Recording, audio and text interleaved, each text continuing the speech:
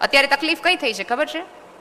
કે તમને ઇંગ્લિશ બોલતી જોઈએ છે, નોકરી કરતી જોઈએ છે, ટેલેન્ટેડ જોઈએ છે, તમારા ફ્રેન્ડ સર્કલમાં રાજકારણની ચર્ચા કરતી હોય એવી જોઈએ છે, તમારા શેર બજારમાં એને ખબર પડતી હોવી જોઈએ એ છે. અને પછી તમે એવી અપેક્ષા રાખો છો કે મારા મમ્મી સાથે એ સાંજે સત્સંગમાં પણ જાય.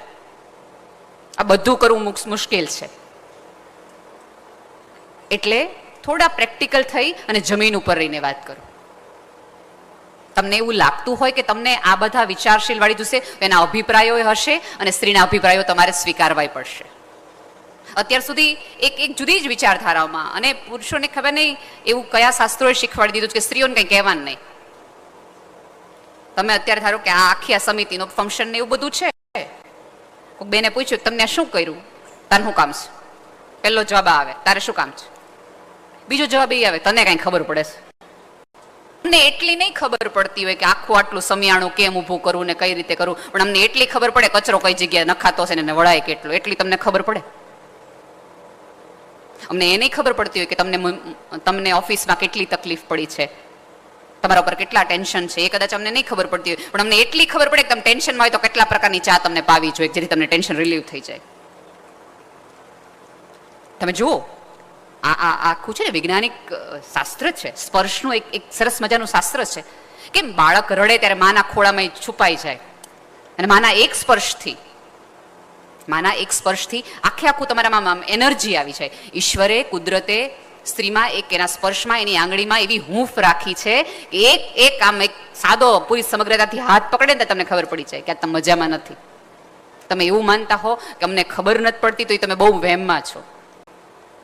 તમે દરવાજો ધડ દઈને બંધ કરો ને એના ઉપરથી અમે કહી દઈએ કે આ તમે મજામાં નથી અને તમે કેટલા મજામાં છો. છોકરાઓને હગે વગે કરી દે કે આજે કોઈ માથાકૂટ કરવામાં આવશે નહીં, પાર્ટી મૂસમાં નથી. અમને તમારા દરવાજાના અવાજ ઉપરથી ભલા માણસ ખબર પડી જતી હોય, તમે બૂટ કઈ રીતે ઘા કરો છો એના ઉપરથી ખબર પડી જતી હોય, તમારી બેગ તમે કઈ રીતે નાખો છો એ ઉપરથી ખબર પડી જતી હોય, પાણીનો ગ્લાસ તમે ધડ દઈને મૂકો ને તે એટલી અમને ખબર પડી જતી હોય. તમને એટલી ન ખબર પડે કે તમારા મનમાં શું હાલે છે એમ તમે કહો છો? નહીં, ખબર અમને બધી જ પડતી હોય છે, પણ અમે રાહ જોઈએ કે તમે કયો. પણ પુરુષનું ખબર નહીં, આપણા ઉછેરમાં જ કાંઈક એવો વાંધો છે કે પુરુષે રડવાનું નહીં, પુરુષે થાકવાનું નહીં, પુરુષે કોઈને કાંઈ કહેવાનું નહીં, પુરુષે હારવાનું નહીં, પુરુષે આળસ નહીં કરવાની, એણે સવાર ઉઠીને વયું જ જવાનું, કામ કરવાનું જ તે. પુરુષે પોતાના સપના તરફ જોવાનું જ નહીં, પુરુષને કોઈ ઈચ્છા હોવી જ ન જોઈએ.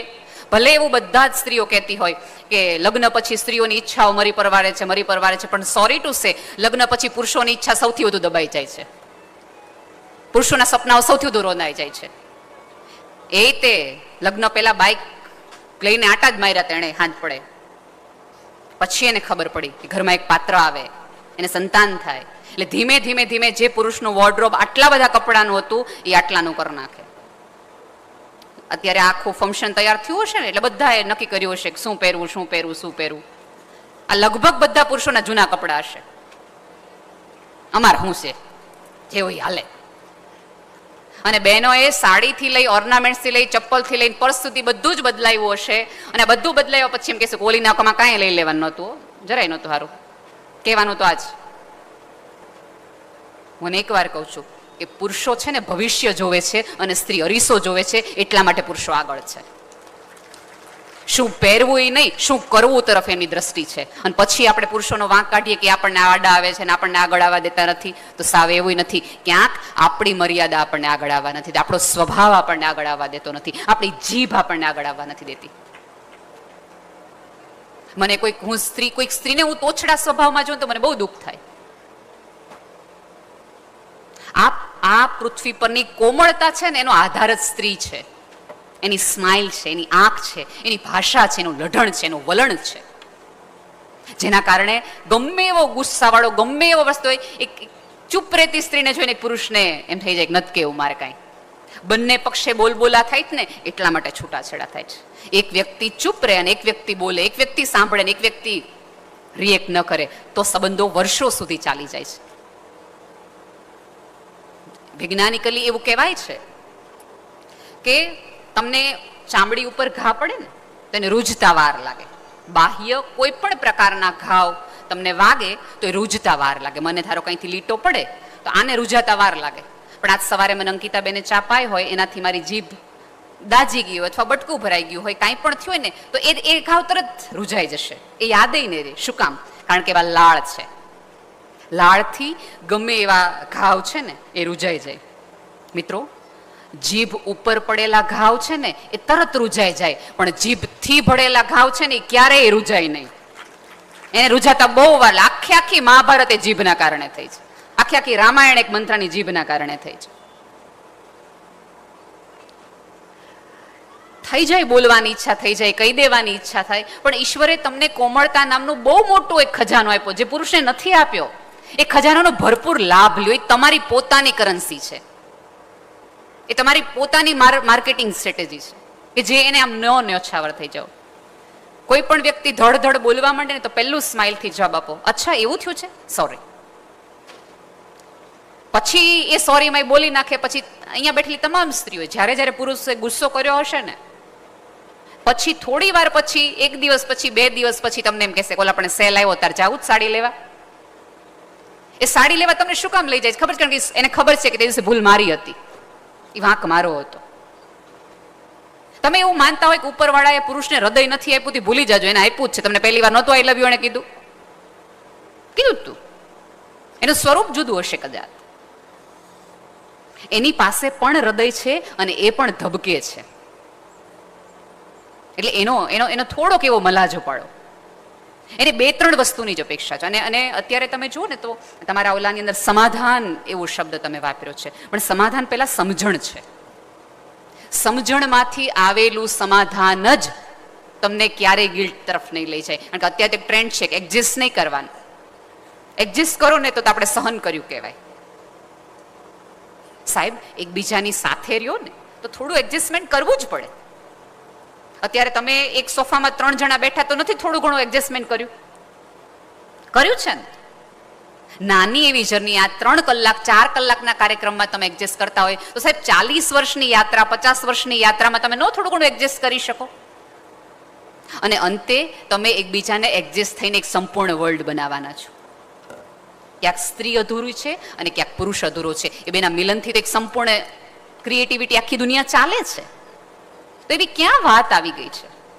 એવું કયું વસ્તુ એવી થઈ જાય છે કે સતત મગજમાં એવું થઈ જાય છે કે આ ભાઈઓ બહુ આપણને વચ્ચે આવે છે, ભાઈઓ બહુ વચ્ચે આવે છે. અને ભાઈઓને એવું છે કે બહેનોને કંઈ ખબર નથી પડતી. ભાઈઓને કહેવાનું કે તમારું સર્જન છે ને એ અમારા શરીરમાંથી થયું છે. એટલે તમને તમારા ધબકારાની ખબર પડી ને, પહેલા એક સ્ત્રીને તમારા ધબકારાની ખબર પડી હતી. એટલે અમને બધી જ ખબર પડે છે કે તમારી ચહલ પહલ ક્યાં છે, તમારી મુવમેન્ટ કઈ દિશા તરફની છે, તમે અત્યારે શું વિચારી રહ્યા છો. થોડુંક કહેવાનું રાખો. અત્યારે તમે જોશો કે સૌથી વધુ યુવાનોમાં બ્રેઇન સ્ટ્રોક આવે છે. કેટલા બધા પુરુષોને પહેલા એક સ્પેલ હાર્ટ એટેકનો હતો, હવે બ્રેઇન સ્ટ્રોકનો છે. શું કામ છે? એવું કઈ ચિંતા છે કે જે તમે અમેને કહી નથી શકતા? અને એક સાવ સાચી વાત કહું કે તમારા મમ્મી પછી આ પૃથ્વી પરની કોઈ એક સ્ત્રી હોય ને કે જેને તમારા સુખી થવાની સૌથી વધુ ચિંતા હોય, સૌથી વધુ ચિંતા મમ્મી કરતાં પણ ક્યારેક વધુ, એ તમારી પત્ની છે. અહીંયા બેઠેલી તમામ સ્ત્રીઓ જે વ્રત કરે છે, જે પાઠ પૂજા કરે છે, એને પૂછજો કોઈ દી એને એવું એવી માટે કરીશ કે હું આજીવન જુવાન રહું નહીં.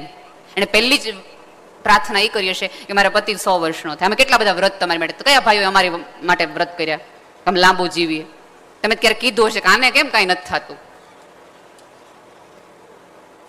તમામ પ્રકારની પૂજાઓ છે એ તમારા સ્વાસ્થ્ય માટે, ઘરની શાંતિ માટે, તમે જે કામ કરવા જાઓ છો એમાં તમને સફળતા મળે એની માટે, તમારી સમૃદ્ધિ માટે.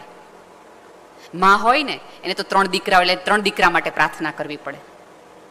અમારે એક જ. એટલે અમે જ્યારે બેસીએ છીએ ઈશ્વર સામે ત્યારે માત્ર તમારી સફળતા માટે જ બેસીએ છીએ. એનો અર્થ એ છે કે તમે અમને કહેવાનું રાખ્યું ને તો તમે ક્યારેય નિષ્ફળ નહીં જાઓ. થોડુંક અમારી સાથે શેર કરવાનું રાખો. અને ક્યારેક ભાઈઓ શેર એટલા માટે બહેનો નથી કરતા કારણ કે આપણે તરત જજમેન્ટલ થઈ જઈએ છીએ. તમારે તો હંમેશા આવવું જોઈએ, કોઈ દી કકડાટ જ તમારો હોય. એટલે પહેલી વારમાં નક્કી કરી નાખે છે આને સાંભળવાની ક્ષમતા જ નથી, એટલે એને કહેવાની ક્ષમતા ગુમાવી નાખે છે. એ તમને એવું કહે કે આજે ફલાણા ભાઈએ છે ને સેજ આમ કર્યું, તો ત્યારે તમારે હ જ કરવાની જોઈએ. ક્યારેક એને એવું થઈ જાય છે કે નાનો ભાઈ છે વ્યવસ્થિત નથી, એ થોડો આડી લઈને જતો રહ્યો છે. ત્યારે એક ચિંતા સાથે ઘરની વ્યક્તિ તમે છો એટલા માટે તમને એમ કે ના ના ને, ત્યારે આપણે તરત ઉલટા ગોટે ન ચડી જવાય કે મેં તમને પહેલેથી કીધું હતું કે એવો જ છે, પણ તમને અમે હારા નહોતા લાગતા, અમે તમને એમ થતું કે તમારા ભાઈ છે એટલા માટે. એવા સમયે તમારા પતિને સંભાળો, સાંભળીને એટલું કહેવાનું રાખો કે ક્યારેક બદલાશે, થોડીક શાંતિ તો રાખો, થોડી ધીરજ તો રાખો, તો એ તમારી સલાહે લેશે. પણ અને ક્યારેક અમુક વખતે પુરુષો બધું ઘરમાં એટલા માટે નથી કહેતા કારણ કે એને એવું થાય છે કે હું એક જ ભલે ચિંતા માર્યો, તમે બધા મજા માર્યો, તમે લોકો શાંતિ માર્યો, તમને ન ખબર પડી જોઈએ કે આપણા ઉપર કેટલું દેણું છે, તમને એ ન ખબર પડી જોઈએ કે હપ્તા ભરવા માટે કેટલી મને તકલીફ પડે છે. કારણ કે પેલું પુરુષને કીધું છે ને કે તારે ઢીલો નહીં પડવાનું, તારે હારવાનું નહીં, તારે રડવાનું નહીં, તારે આજીવન લડ્યા જ રાખવાનું. પછી લડ્યા રાખે ને એક દિવસ બ્રેઇન ના પાડી દે ને એકવાર હાર્ટ ના પાડી દે, ધડાંગ. સો બેટર કે એકબીજાના પૂરક બનો, એકબીજાને સંભળાવવાનું નહીં સાંભળવાનું શરૂ કરો. આપણે તો એકબીજાને સંભળાવવામાંથી જ ઊંચા નથી આવતા. કહી દેવું કીધે કોનું હારું થયું છે, આજ તમે મને કહી દીધું, ધારો કે નેહલબેન તમે જરાય હારા નથી લાગતા, તો શું થઈ જાય, ફેર શું પડે. જે લોકો એક એવી વિચારસરણીમાં માને છે ને કે કહી દેવું જોઈએ. અને પાછું એક જુદી એક વિચારધારાઓ છે, મારા પેટમાં મેં પાપ નહોતું, મેં સાચું હતું એ જ કીધું હતું, સાચું હતું એ જ કીધું. દરેક સાચું કહેવાની એક રીત હોય અને કહેવું જ જોઈએ દરેક સાચું, એવું જરાય જરૂરી નથી, જરાય જરૂરી નથી. અને ક્યારેક એવું બને કે તમારા પતિ ક્યાંક તમારાથી છુપાવે છે, અથવા તો તમને એવું લાગે કે ખોટું બોલે છે.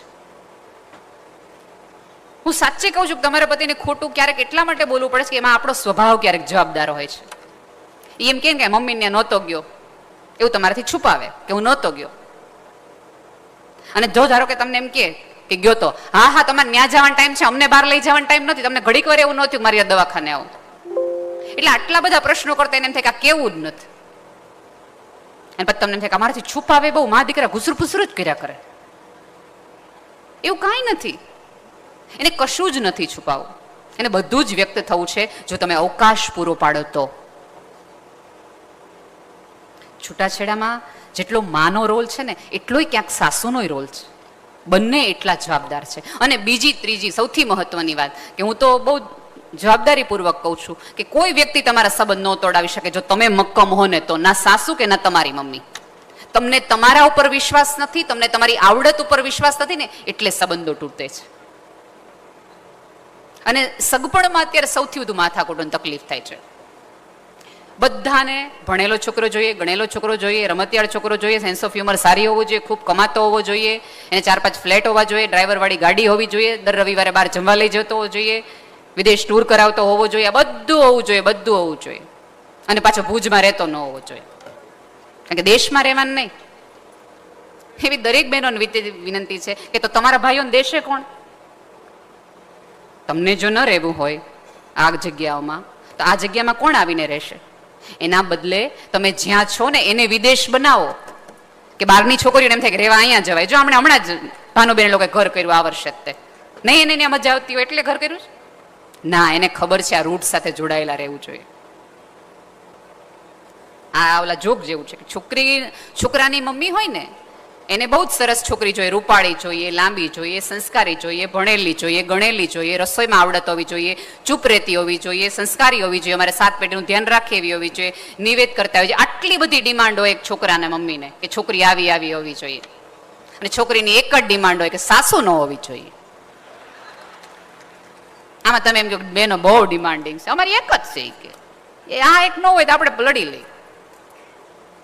એનો અર્થ એવો છે કે ઘરમાં એક સ્ત્રી હોય તો બીજી સ્ત્રીને સેટ થવામાં તકલીફ પડે છે. જોકમાં હસાઈ તો ગયું, મજા તો આવી ગઈ, પણ એનો અર્થ તો આપણે એવો કાઢવાનો રહે ને. કેમ એક સ્ત્રી બીજી સ્ત્રીને સમાવવામાં મદદરૂપ નથી કરતી? કેમ એક સ્ત્રી બીજી સ્ત્રીને આગળ વધવામાં મદદ નથી કરતી? સાહેબ આપણે કે તકલીફ એ થઈ છે કે સ્ત્રીઓને જગ્યા ખાલી કરતા નથી આવડતી. એ આવડવી જોઈએ. થોડું થોડું થોડું છોડવાનું રાખો. આપણે બધું આપણને ચોક્કસ ઉપરવાળાએ જુડો આપ્યો છે અને જુડો આપણે ગાંઠથી મારવાનું હોય, પણ એ જુડાની એક એક ચાવી સમયાંતરે ઓછી કરતી જવી જોઈએ. આજે રસોડાની કરી, કારબારની વસ્તુ લાવવાની કરી, પછી કુટુંબની કરી, પછી રિવાજોની કરી અને પછી સત્સંગ તરફ જવાનું હોય. આ તો પથારીમાં પડ્યા રહીએ ત્યાં સુધી બાને પૂછો, બાને પૂછો. અને પછી બા એવું કે આટલા વર્ષથી આવીશ ને હજી એ નથી ખબર કે આપણા નિવેદ કેટલા થાય, બોલો. પણ તમે કોઈ દિવસ જવાબદારી દીધી? એને પાસે બેસાડીને કીધું? એક વસ્તુ યાદ રાખો, જ્યાં સુધી તમે એવું માનો છો ને કે તમારું સ્થાન છે એ હલી જશે જ્વાને મૂકવાથી, ત્યાં સુધી તમને તમારી જાત ઉપર ભરોસો જ ન હોય. હું છેલ્લે બેસું કે પાછળની લાઈનમાં બેસું, હું નેહલ ગઢવી જોઉં, મને ગમે ત્યાં બેસાડો. આપણે તો અનેક વાર કીધું છે કે સિંહાસન જેવો કોઈ શબ્દ જ નથી. સિંહ બેસે ની આસન, આપણે બેઈએ ની સિંહાસન. તમને એમ હોય કે જે ઘરને બનાવતા તમારે 30-40 વર્ષ લાગ્યા છે એ ઘરમાં તમારી સત્તા હમણાં આવેલી એક સ્ત્રીથી જતી રહેશે, તો તમને સત્તા મળી જ નથી એવું માનજો. જગ્યા આપી હશે ને તો સામેથી પૂછવા આવશે કે હે બા આમ શું કરાય. તમે જો દરેક કુટુંબમાં એક ફઈબા, એક કાકી, માસી એવા હોય કે બધા જ પૂછવા જાય કે આમાં શું કરાય, હે આવું થઈ ગયું છે. શું પુરુષોય તે સલાહ લે સંબંધોની એમની પાસેથી. એનો અર્થ છે કે એ સ્ત્રીએ ક્યાંક ઘસાણી છે, ક્યાંક એણે કોઈ ઘાવને રૂજ આપી છે, ક્યાંક એ બે બંધને જોડવા માટેની જવાબદાર પાત્ર એણે નિભાવ્યું છે, ક્યાંક તૂટતા ઘરોને એણે જોડ્યા છે, ક્યાંક કોકનું એ ગળી ગઈ છે. કહેવાનું છે એ કીધું છે, ન કહેવાનું પી ગયા છે. થોડું અહીંયા બેઠેલી તમામ સ્ત્રીઓને મારે બે હાથ જોડીને વિનંતી, થોડું ગળવાનું રાખો. બધા ઝેર છે ને ઓકી નથી દેવાના, થોડા ગળે રાખવાના હોય છે. એકલું શંકર ભગવાનનું કામ નથી, આપણું કામ છે. બધું જ કહી દેવું, બધું જ કરી નાખવું. ખાલી જીભ ને થોડી ઘણી આપણે, હું એવું નથી કહેતી કે તમે તમારી વાત ન રજૂ કરો, તમે તમારી ઈચ્છાઓ ન મૂકો, તમે તમારી ડિમાન્ડ્સ ન મૂકો, ચોક્કસ મૂકો. પુરુષોને નથી ખબર કઈ રીતે રજૂઆત કરવી, આપણને તો ખબર છે એક્સપ્રેસ કઈ રીતે થાવ. પ્રકૃતિ છે ને એ સ્ત્રી છે. તમે પ્રકૃતિ જોશો ને તો એને પણ ઋતુઓ છે. ઋતુઓ પ્રમાણેના ફૂલ, આકારો અને વાતાવરણ બદલાય છે. એનો અર્થ એ છે કે સ્ત્રીમાં એ ઉપરવાળે મૂકેલી આવડત છે, એ રંગો છે કે સમયાંતરે બદલાય. સ્ત્રીની સવાર જુદી, સ્ત્રીની રાત જુદી, ફૂલોનો રંગ જુદો, ઉનાળાનો રંગ જુદો. એકનો એક આંબો 4 ઋતુમાં દરેક રંગ અલગ બનાવે, ફૂલ અલગ બનાવે. તો સ્ત્રીમાં પણ એ આવડત છે. આજ સુધી આ સભ્યતાને સ્ત્રીઓમાં રસ એટલા માટે જ પડ્યો છે કારણ કે સ્ત્રી મિસ્ટ્રી છે, સમયાંતરે રંગ, આકાર, સ્વરૂપ બદલાવે છે. જ્યારે એ વધારાનું બોનસ ઉપરવાળાએ પુરુષોને નથી આપ્યું. બિચારા આવ્યા તે દુને એવા ને એવા છે, ગોળ મટોળ.